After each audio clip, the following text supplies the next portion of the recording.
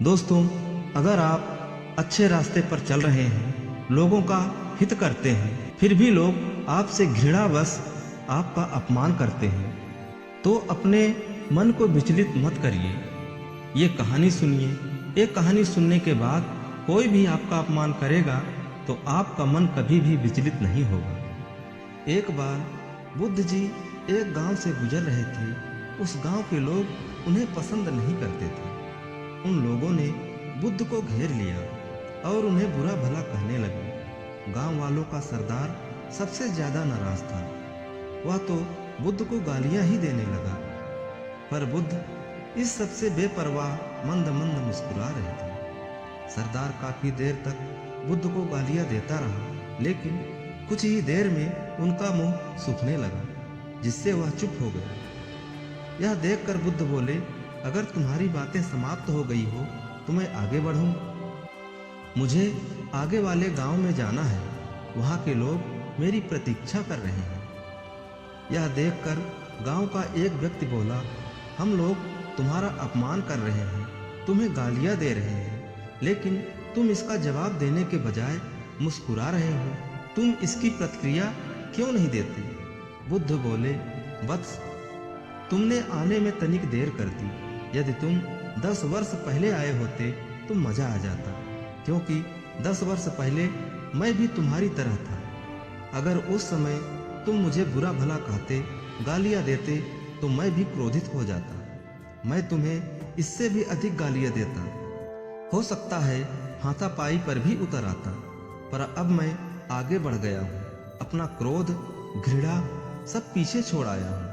अब मैं उस जगह पर पहुँच गया हूँ जहाँ तुम्हारी गालियाँ पहुँचने में असमर्थ हैं। तुमने मुझे गालियाँ दी, यह तुम्हारी भावना है, लेकिन तुम्हारी यह भावना मुझ तक पहुँच ही नहीं रही। मैं इससे आवेशित तभी होऊंगा जब मैं इसमें भागीदार हो जाऊंगा, जब मैं इन्हें स्वीकार कर लूंगा।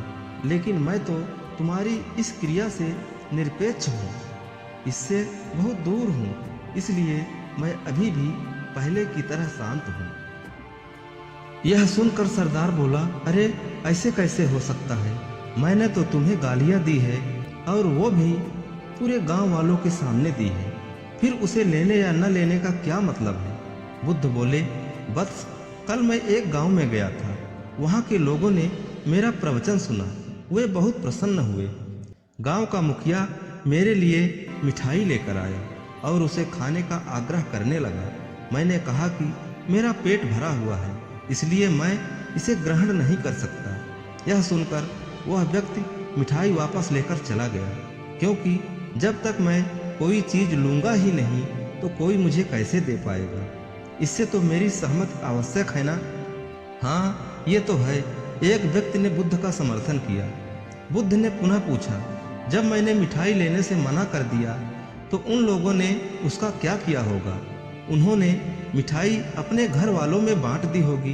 एक व्यक्ति ने जवाब दिया। बुद्ध ने कहा, ठीक कहा तुमने। उस मिठाई की तरह ही तुम मेरे लिए गालियां लेकर आए हो और चाहते हो कि मैं इन्हें ग्रहण कर लूं, पर भाई मैं इन्हें लेता ही नहीं। अब बताओ तुम इनका क्या करोगे? उस व्यक्ति के पास इसका कोई जवाब नहीं था। बुद्ध पुनः बोले, मुझे तुम पर दया आती है बस। अरे क्रोध तो मुझे तब आएगा जब मैं ये गालियां ले लूंगा, और जब मैं गालियां लेता ही नहीं तो क्रोध का तो कोई सवाल ही नहीं उठता। बुद्ध की बातों पर सरदार ने कोई प्रतिक्रिया नहीं दी। शायद वह कुछ सोच रहा था। बुद्ध बोले, मैं अपनी आंखों से देख रहा हूँ कि गाली एक कांटा है, जिसे देने वाला व्यक्ति और लेने वाला व्यक्ति दोनों क्रोध से पागल हो जाते हैं। तो फिर तुम ही बताओ कि मैं आंखें रहते हुए भी कैसे कांटे पर चलूं? आंखें रहते हुए मैं कैसे गालियां ले लूं? और होश में रहते हुए मैं कैसे क्रोधित हो जाऊं? इसलिए मुझे क्षमा करो वत्स, मैं तुम्हारा उपहार ग्रहण करने में असमर्थ हूँ। कहते हुए बुद्ध ने अपने हाथ जोड़ दिए। बुद्ध की बातें सुनकर सरदार लज्जित हो गया। उसकी आंखें छलछला आई। उसने कुछ कहना चाहा, पर उसके होठों ने जवाब दे दिया, और जब उससे रहा नहीं गया तो वह बुद्ध के चरणों में गिर पड़ा। दोस्तों, हम में से ज़्यादातर लोग यही समझते हैं कि हमारे दुखों का कारण कोई दूसरा व्यक्ति है। वास्तव में ये हम पर निर्भर करता है कि हम दूसरों के द्वारा प्रदान की गई नकारात्मकता को स्वीकार करते हैं या नहीं। अगर हम नकारात्मकता को स्वीकार करते हैं तो हम अपने पैरों पर कुल्हाड़ी मारते हैं, और जब हम उसे अस्वीकार कर देते हैं तो घृणा, क्रोध, हिंसा हर किसी से मुक्त हो जाते हैं।